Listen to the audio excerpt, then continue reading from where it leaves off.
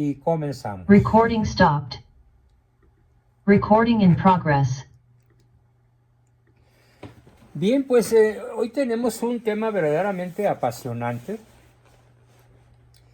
que es continuación del análisis que hace Santo Tomás de Aquino sobre esa poderosísima oración que Cristo nos regaló, porque Él la diseñó, Él la redactó, Él se las enseñó a sus discípulos, es el Padre Nuestro.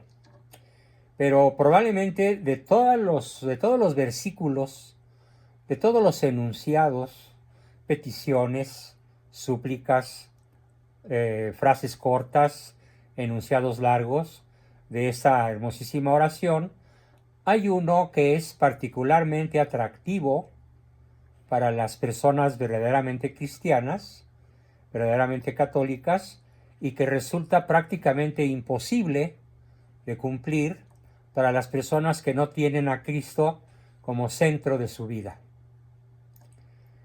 Eso no significa que Cristo esté dentro de nosotros o que Dios esté dentro de nosotros, como luego por allí andan muchas sectas que lo sostienen.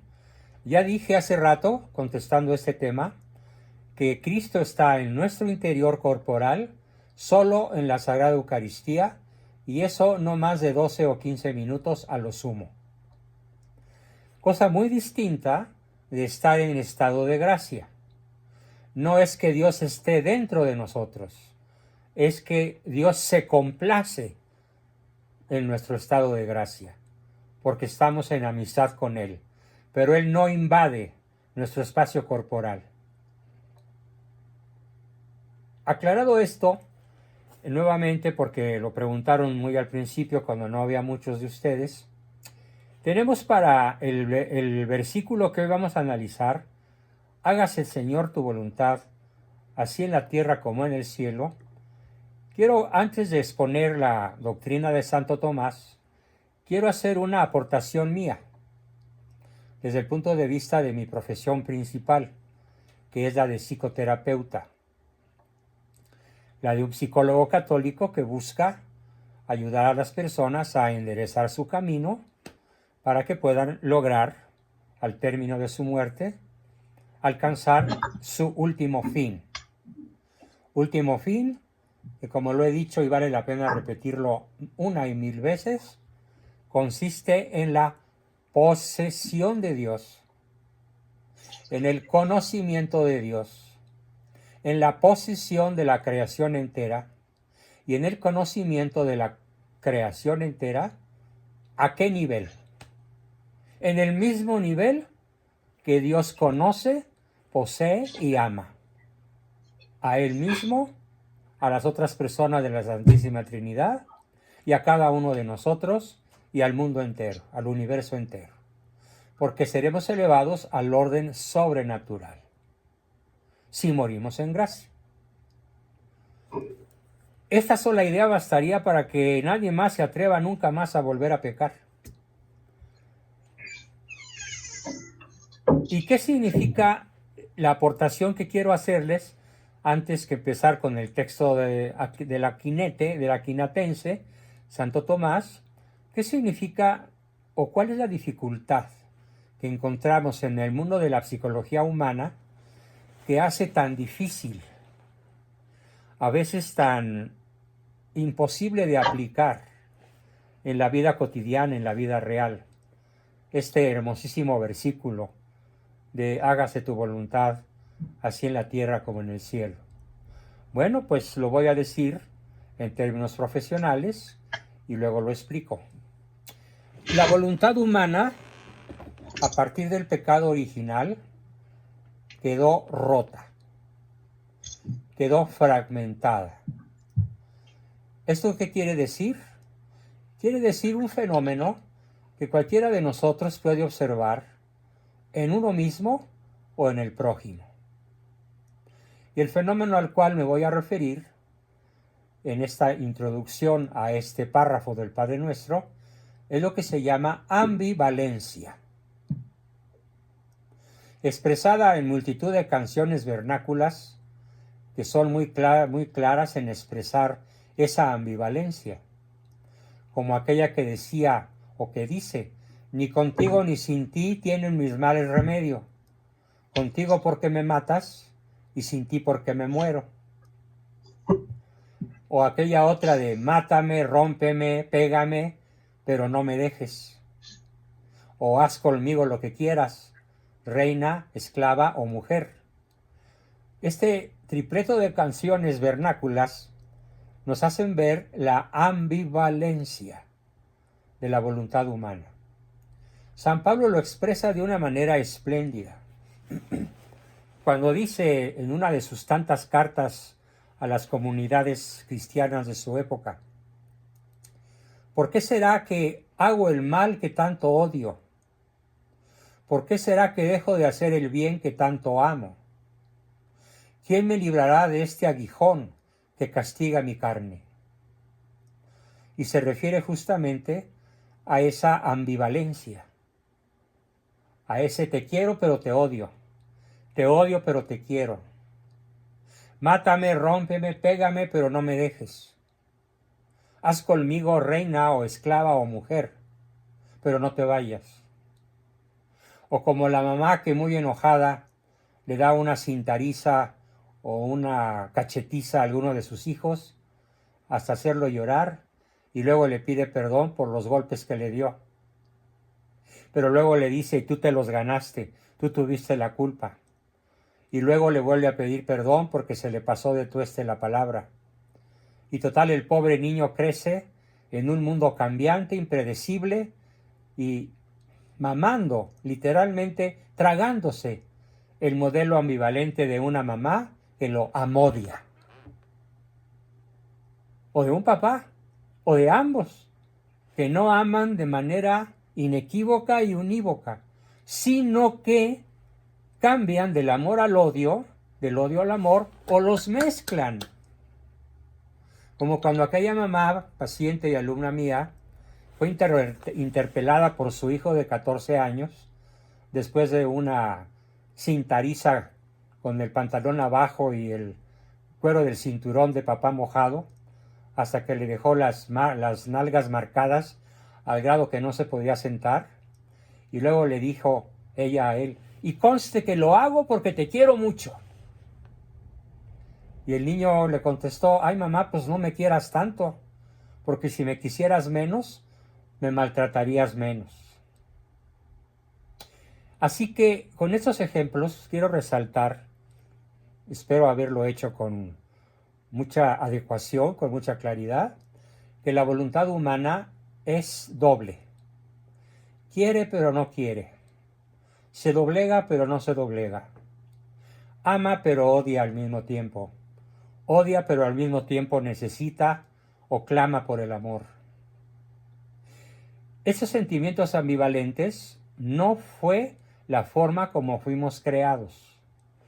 Cuando fuimos creados por Dios directamente, tomando barro vil de la tierra, lo cual tiene muchas interpretaciones bíblicas y 2 o 3 muy interesantes que alguna vez les platicaré. Pero literalmente somos polvo y a la tierra habremos de volver hechos polvo. Me refiero al aspecto corporal.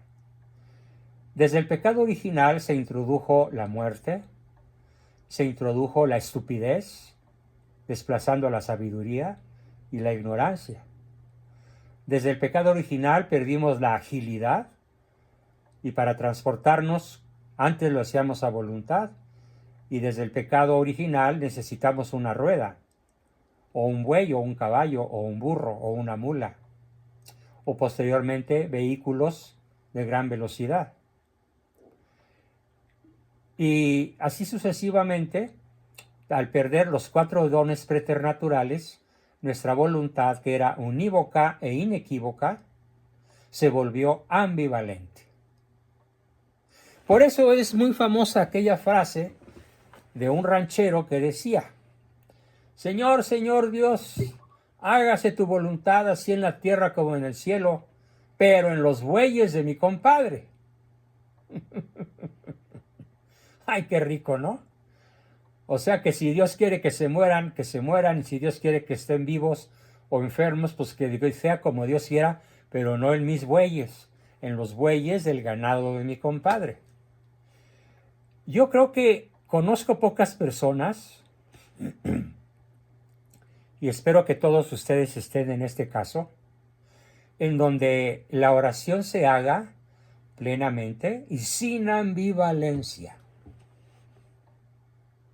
sino con absoluta honestidad, incluso causándose a uno mismo violencia interior, para obligarse de cara a nuestro Señor a que se cumpla verdaderamente su voluntad. A lo largo de mi vida he tenido muchas experiencias donde he tenido que soltarme. Literalmente, hasta me imagino cayendo de espaldas en los brazos de Cristo. Sobre todo en esta última experiencia de mi operación, donde yo sabía que había un alto riesgo y sabía que ahí me podía quedar. Entonces, me solté. Claro, después de procurar una buena confesión y un buen acto de contrición. Y considero casi milagroso el poder estar vivo y entre ustedes, entre nosotros. Porque muchas personas que han sufrido operaciones similares o no la libraron o quedaron mal. Y yo la libré y además quedé muy bien. Pero fue porque Dios quiso. Ahora me toca a mí interpretar de buena manera, de buena gana y con mucho entusiasmo, por qué Dios me concedió un tiempo más de vida. No sé cuánto. Yo quisiera que mi voluntad así lo expresa, que fueran 20 años cuando menos, en estado de lucidez y de capacidad mental, para no parecerme al presidente gringo, que ya se le olvida todo, y al nuestro, que ya se le olvida más, y que ya tiene severos trastornos psiquiátricos, a pesar de que es 13 años menor que yo. Entonces, hágase tu voluntad así en la tierra como en el cielo. Quiere decir, fíjense qué cosa más bella les voy a decir en este momento. La voluntad humana es ambivalente, como ya lo expliqué, pero la voluntad divina es monovalente. Es decir, es palabra de Dios. Y Dios sí tiene palabra de honor. Y Dios sí cumple sus promesas. Y como lo preguntaba alguno de ustedes, ¿qué significa la palabra esperanza? Bueno, la palabra esperanza, entendida como virtud teologal, consiste en la razonable creencia, la razonable fe esperanzada de que Dios habrá de cumplir conmigo y con quienes amo sus promesas, con la condición de que yo lo busque, de que yo todos los días ponga mi casi nada en mi proyecto de salvación para que Él ponga su casi todo. Casi nada de nuestra parte que al no completar el casi todo de Dios nos dejaría fuera de la gloria. Dios es monovalente, Dios no tiene dudas, Dios no cambia, no se muta, Dios no se modifica, Dios no se conmueve, Dios es absolutamente inmutable.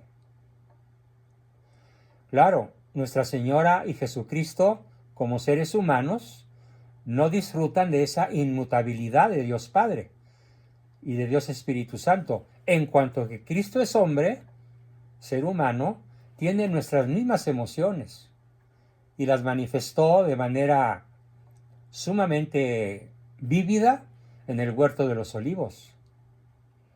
Cuando la angustia que sentía por nuestra culpa, por nuestros pecados, lo llevó a que la ruptura de sus vasos capilares, de los brazos, del tórax, de las piernas, del abdomen, para sudar sangre, porque la angustia le rompió los vasos capilares a base de toxinas. Y aún así, ¿qué fue lo que dijo? Padre mío, no se haga mi voluntad, sino la tuya. Si es posible, haz que pase de mí este cáliz de amargura, pero no se haga mi voluntad, sino la tuya. Entonces Él, siendo Dios verdadero y hombre verdadero, nos pone el ejemplo de lo que significa ese hágase tu voluntad, tu divina voluntad, así en la tierra como en el cielo, de manera no ambivalente, de manera clara y contundente, perfecta. Y si aunamos esto al conocimiento absoluto que Dios tiene de nuestro estado interior, podemos tener la absoluta certeza de que Dios, al juzgarnos, al colocarnos nuestra conciencia enfrente de nosotros para hacer un efecto espejo y decirnos, este eres tú, así moriste, y redento o redimido, así moriste, condenado o salvado, sabiendo que Él no se puede equivocar. Por eso de la manera más confiada le decimos, hágase tu voluntad, porque sabemos, quienes lo vemos como Padre, que Él no se puede equivocar jamás, ni una sola vez. Jorge Luis nos aporta una palabra muy interesante que voy de una vez a decir. Se llama, lo que le ocurre a Cristo, hematohidrosis, sudar sangre por angustia. Hematohidrosis. La pueden ver en el chat del grupo. Gracias, José Luis, muy valiosa, muy sabia tu aportación.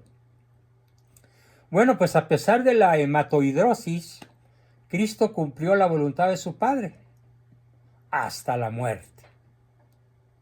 ¿Y qué muerte?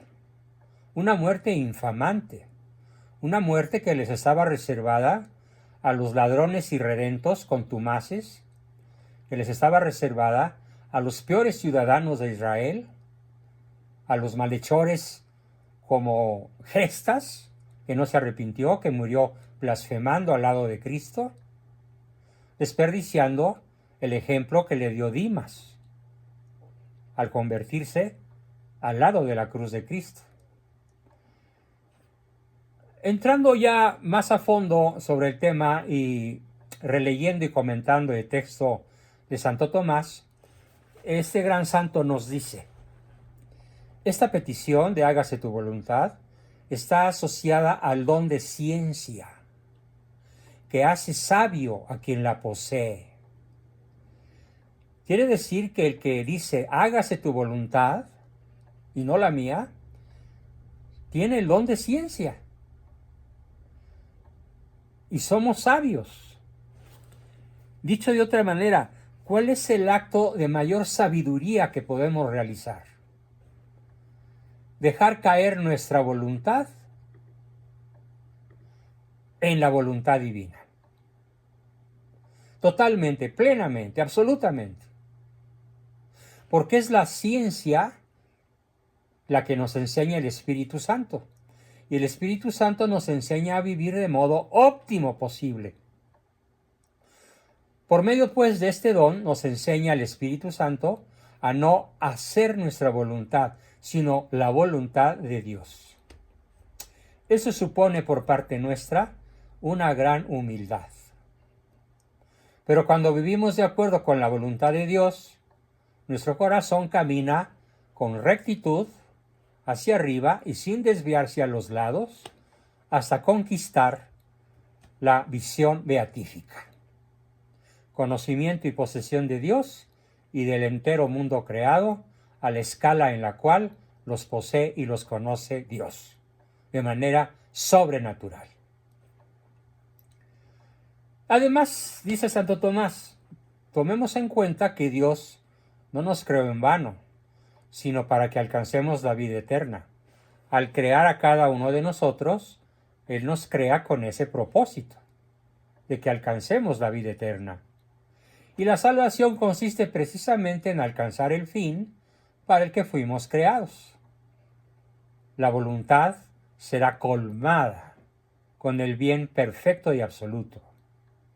Descansará en el bien perfecto y absoluto. Nuestra inteligencia conocerá el bien perfecto y absoluto. Aclaremos que la voluntad salvífica de Dios ya se ha cumplido en los ángeles, también en los santos, porque ellos ahora ven a Dios, lo conocen, lo gozan, lo disfrutan y conocen todo lo cognoscible como Dios lo conoce.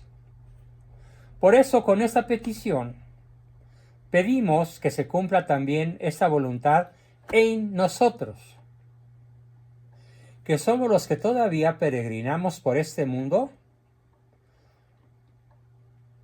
en vista de lograr alcanzar a esos santos que ya están en el cielo y que ya vivieron su vida o la mayor parte de ella, o cuando menos murieron arrepentidos, para alcanzar la visión beatífica. ¿Cómo podemos lograr esta finalidad mediante la cual el Señor nos creó? Sencillo, guardando los mandamientos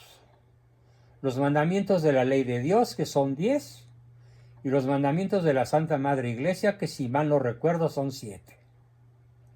Por eso la voluntad de Dios abarca también este aspecto, y cuando le decimos hágase tu voluntad con V mayúscula, estamos pidiendo que nos ayude a cumplir sus mandamientos. Santo Tomás observa que esta petición no dice haz tu voluntad, ni hagamos tu voluntad. No, dice hágase tu voluntad. Es mucho más fino, mucho más profundo, para indicar que es necesaria la gracia de Dios a la par que la colaboración humana. Repito el concepto. Hágase tu voluntad. Quiere decir que es necesaria la gracia de Dios y la cooperación intencional y voluntaria de cada uno de nosotros. Por lo tanto, la voluntad de Dios consiste también en que nosotros cooperemos en la obra de nuestra salvación. Si no hay esa cooperación, aplica aquella terrible frase de Santo Tomás de Aquino, de San Agustín, cuando dice, la repito, el que te creó sin ti, no te salvará sin ti. O como lo dice y lo repito también San Ignacio de Loyola, si tú no pones tu casi nada, Dios no podrá poner su casi todo, porque tú no hiciste lo que te corresponde hacer para lograr tu salvación, que es intencionalmente vivir conforme a los mandamientos de la ley de Dios y conforme a los mandamientos de la Santa Madre Iglesia Católica. Así que Dios, y este es nuevamente el comentario psicológico de mi parte, Dios quiere también que volvamos, pero muy arriba de donde estábamos, al estado y dignidad con el que fue creado el primer hombre. No quiere que volvamos al nivel de Adán y Eva, quiere que lo superemos, porque Adán y Eva vivieron en estado de preternaturalidad, los dones preternaturales. Y lo que Dios quiere para nosotros es que alcancemos el orden sobrenatural, en donde ya no va a existir ninguna hostilidad entre la carne y el espíritu, sino que seremos uno solo en la resurrección de la carne, cumpliendo la voluntad divina, y eso solamente será posible en nuestra resurrección. Por eso la Iglesia canta en el credo. Creo en lo que creo, etcétera, etcétera, y en la resurrección de la carne y en la vida eterna. ¿Qué quiere decir resurrección de la carne? Bueno, quiere decir algunas cosas verdaderamente apasionantes. Que cada uno de nosotros, con este mismo cuerpo glorioso, ocuparemos un lugar en el espacio y que no tendremos necesidad para transportarnos de un extremo al otro del universo de algún vehículo más que de nuestra propia intencionalidad, aun siendo cuerpos físicos en el espacio, pero ya no sujetos ni a la muerte, ni a la ignorancia, ni al ataque del medio ambiente o de las fieras, y que seremos tan sabios como lo es Dios. Resucitaremos, pues, en carne y hueso nuestro, pero en ese estatus supremamente superior al que hoy tenemos. Esta petición también del hágase, Señor, tu voluntad, así en la tierra como en el cielo, se refiere, dice el santo, a la bienaventuranza aquella que proclama dichoso a los que lloran. Dichosos los que lloran. Pero no lloran de berrinche, no lloran de tristeza ante las cosas materiales perdidas, sino que lloran porque son torturados de modo injusto. Como me viene a la cabeza, por ejemplo, los grandes genocidios cometidos a lo largo de la historia.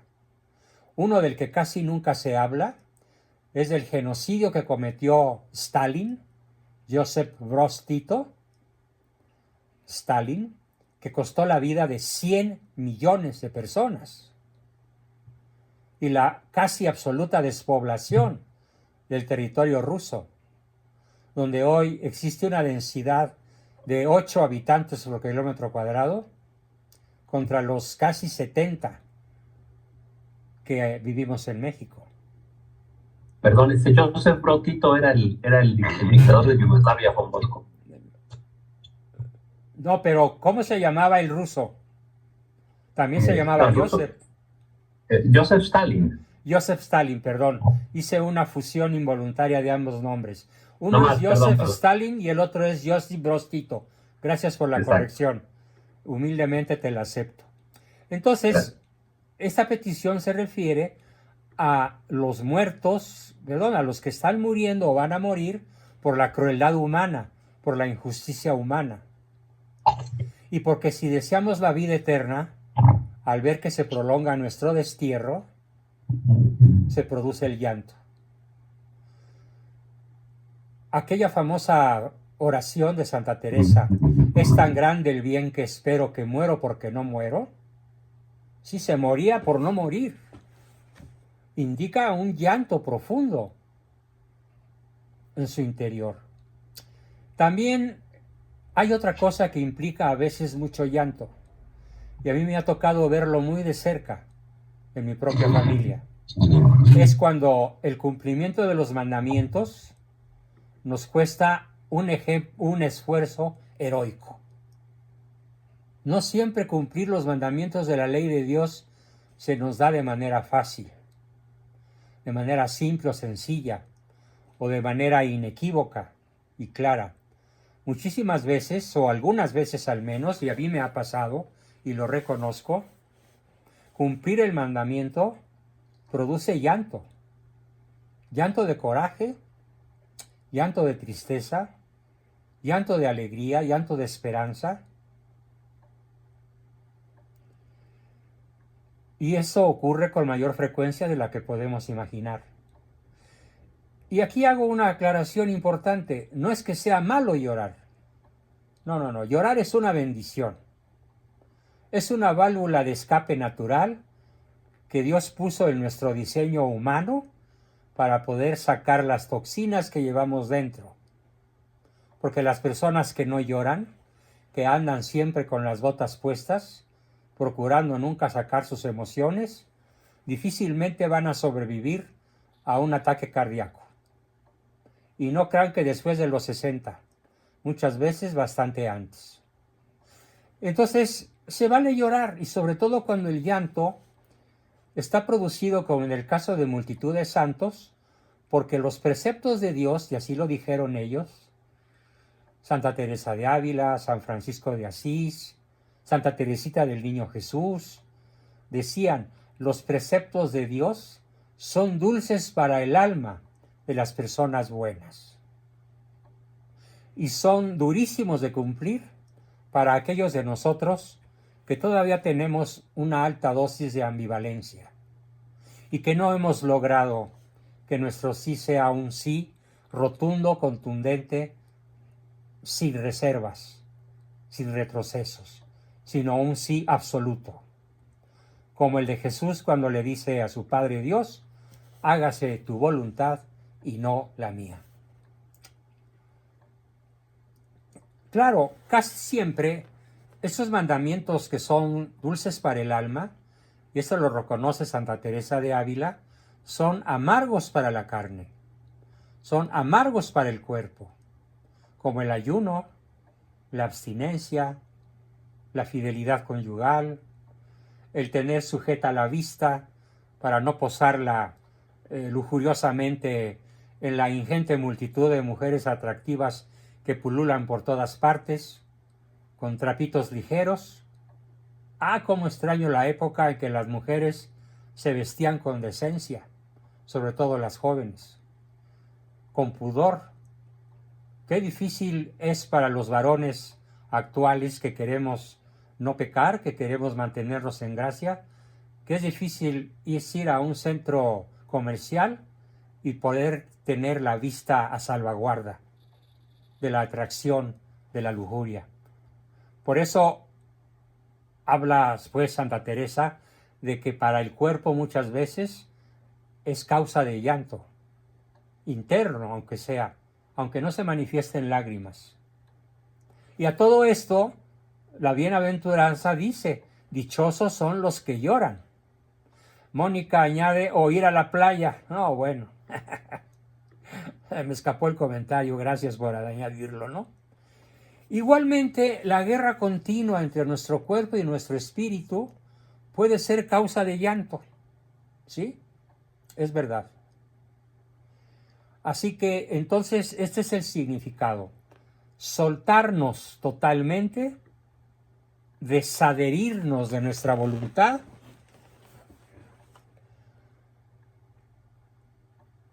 y verbalizarlo de la manera correcta. Hágase, Señor, tu voluntad. Hágase. En el hágase está Él y yo. En el hágase está Él y nosotros. En el hágase está la humanidad entera y Él. Podríamos decir: hágase en la tierra entera tu voluntad, así en la tierra como en el cielo. Bien, con esto espero haber terminado la explicación sobre el significado no ambivalente de la voluntad salvífica de Dios, que remato diciendo que aun a los más grandes pecadores, Dios los va a buscar en los últimos nanosegundos de su existencia. Como la conversión de los 36 personajes cuya vida yo analizo y expongo ampliamente en mi libro de Solo la persona virtuosa es feliz, y que sigue por ahí arrumbado en mis estantes con una venta de 1 o 2 ejemplares al mes, cosa que no dejo de lamentar y que a veces me provoca ese llanto al que se refiere San Mateo.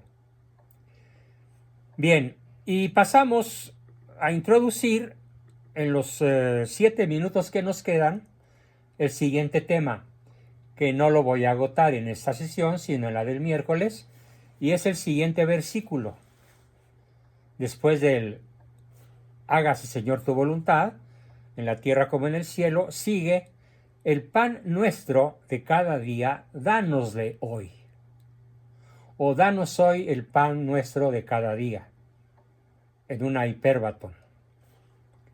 Recuerden que la hipérbaton es alterar el orden lógico de las palabras, y se puede hacer en el español de muchas maneras, cosa que otros lenguajes, sobre todo las lenguas sajonas, no admiten.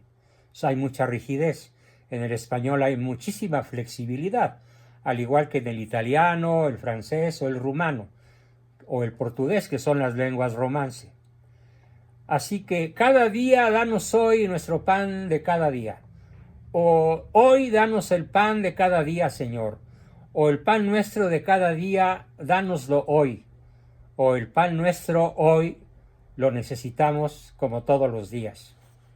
No importa cómo lo digamos, pero la fórmula perfecta es: el pan nuestro de cada día, danos de hoy. Esta petición se relaciona con el don de la fortaleza de corazón, don necesario para no desfallecer ante las dificultades. Cuando yo supe que el miércoles de la semana pasada, o de la semana que me operaron, que fue la semana del 12, el día 15 di sesión, yo sabía que era muy difícil darla, muy difícil impartirla, porque aunque ya estaba en casa, tenía muchas dificultades relacionadas con la operación. Pero al leer este párrafo dije, mal me vería yo hablándole a mis grupos de algo que yo no tengo. Así que me armé de valor e impartí la sesión, al tener presente que la fortaleza de corazón es el don necesario que Dios nos otorga, que Dios nos regala, para no desfallecer ante las dificultades. Pero Él primero quiere mi voluntad, mi decisión de no rendirme. Y entonces Él llega con su prepotencia, con su infinita gracia, y nos facilita la acción. Porque este don hace que nuestro corazón no flaquee por miedo a no alcanzar lo necesario, y nos ayuda a creer firmemente que Dios nos va a proporcionar lo que necesitamos. Nada menos el viernes de la semana pasada fui testigo de esto y se los platico, tal como sucedió. Una persona me solicitó la venta de mis libros en una buena cantidad, y yo no tenía físicamente más que la 10ª parte de los libros que ella solicitaba. Y yo había hecho un pedido a Librería Paribrio, que está en Madrid, España, y que tiene una sucursal en Bloomington, Indiana, para que me los hicieran llegar lo antes posible. Y mi proveedor me dijo, te aseguro que los tienes dentro de 15 días. O sea, yo los pedí el 12, deberían haber llegado el 26, o sea, esta semana. Pero llegaron en 4 días. Yo recuerdo que le dije a la compradora, pídele a Dios que lleguen hoy para que vengas mañana y te los lleves. No habían pasado ni 10 minutos de que yo dije esto. Cuando tocaron el timbre, pregunté, ¿quién toca? Federal Express, le traemos un pedido de Palibrio a nombre de Juan Bosco Abascal. Casi me voy de espaldas. No puede ser. Y no estamos hablando de una cantidad chiquita. Estamos hablando de una cantidad considerable, tanto para ella como para mí. ¿Quién hizo ese milagro? El Padre Nuestro bien rezado que acompañó a mi petición. Señor, tú sabes muy bien que para poder pagar, poder costear los altísimos costos de mi operación, necesito tener suficiente dinero en mi cuenta. Y ¡pum!, que llega. 11 días antes de lo programado. Si esto no es ayuda divina, pues no sé a qué le podríamos llamar ayuda divina. Algo que yo acabo de vivir. Hay que confiar pues en que Dios ya conoce nuestras necesidades. Y a veces cuando nos los ha negado, nos lo niega porque nos tiene preparado algo mejor de lo que nosotros le hemos pedido. También he podido constatar a lo largo de mi vida ese mismo fenómeno. Me ha negado cosas, pero porque me ha tenido preparado algo muy superior a lo que yo había pedido. En estas 3 peticiones que hemos analizado hasta el día de hoy, hágase, Señor, tu voluntad, venga a nosotros tu reino, danos hoy nuestro pan de cada día, se piden bienes espirituales que ya comienzan a hacerse realidad en este mundo, aunque empiezan a hacerse realidad de forma incompleta. Con esta petición que hacemos en el Padre Nuestro, esta triple petición que hacemos, el Espíritu Santo nos enseña a pedir algunas cosas necesarias para conseguir el perfeccionamiento de nuestra vida presente. Y nos muestra al mismo tiempo que Dios se ocupa y se preocupa también de nuestras necesidades temporales. Como aquella anécdota famosísima que le acontece a mi santo patrono San Juan Bosco, donde esperaba un donativo de 5 millones de liras para poder continuar con su oratorio, donde recibía a jóvenes delincuentes y de mala vida en la ciudad de Milán, y faltaban unas horas para que el sujeto con el que había hecho el contrato de arrendamiento de un gran, enorme local se echara para atrás, faltando unos minutos antes para que el trato se perdiera, llegó un donante voluntario, inesperado, desconocido, con los 5 millones de liras, y salvó su obra. Dios conocía muy bien lo que el santo necesitaba en el orden material, en el orden monetario, para lograr su extraordinaria misión evangelizadora, sobre todo entre los jóvenes, de quienes es desde entonces el santo patrón. Confiemos pues en las enseñanzas transmitidas en esta sesión, en esta maravillosa oración del Padre Nuestro. Confiemos en que así como Él se compadeció de San Juan Bosco y de un servidor y de multitud de millones de personas más, aunque no lo sepan muchas veces, aunque no lo sepan y aunque incluso no sepan reconocerlo, Dios también se va a ocupar de nuestras necesidades temporales. Claro que sí. Tengamos esa fe, hagamos esa fe, pero no olviden, para que la gracia de Dios opere, se necesita en primerísimo lugar nuestra cooperación voluntaria, que consiste en poner nuestro casi nada para que Dios ponga su casi todo, y de ese modo, practicándola, esta oración en la vida cotidiana, un día, ¿por qué no?, nos veamos todos juntos, reunidos en el cielo, y nos acordemos de estos buenos momentos que pasamos en la tierra. Bien, con eso termino mi exposición de hoy y damos paso a sus preguntas, aportaciones, dudas, comentarios, etc.